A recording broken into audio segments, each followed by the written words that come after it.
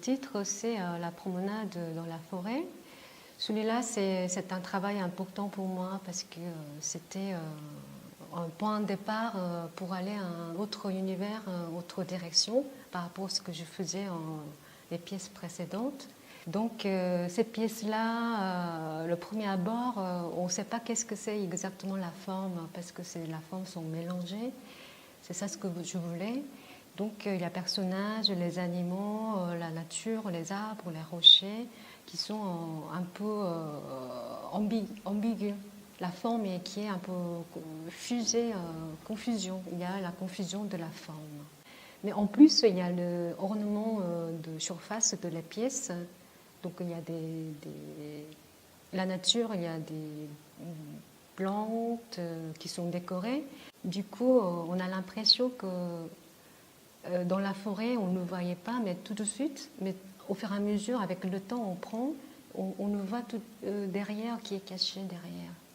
Donc, comme je suis d'origine coréenne, je vis en France depuis 16 ans. Et du coup, inconsciemment, je pense que ça se montre par rapport à mon travail, le côté culture de la Corée, histoire de la Corée. Comme j'étais petite, j'entendais les histoires pour l'enfance. Toujours, il y a un tigre, parce qu'en Corée, un tigre qui est très important, un animal.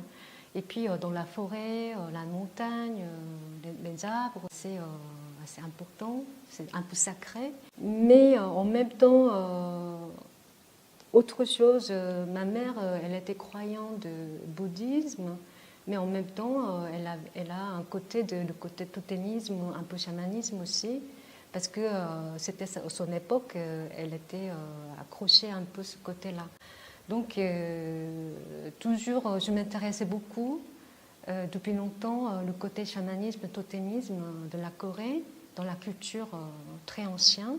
Donc, je pense que ça se montre un peu dans ces pièces, ce côté-là, le côté animal, le côté être humain. Donc, il y a deux mélanges, deux vivants qui cohabitent.